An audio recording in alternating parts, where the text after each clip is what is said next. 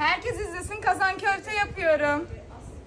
Özel tereyağlı sosumuzdan soğan, domates, köfte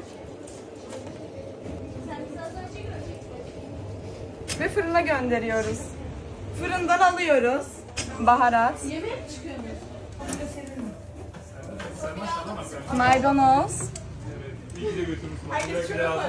turşu, kazan köfte, kazan ayran sadece 150 TL. Herkesi bekliyoruz.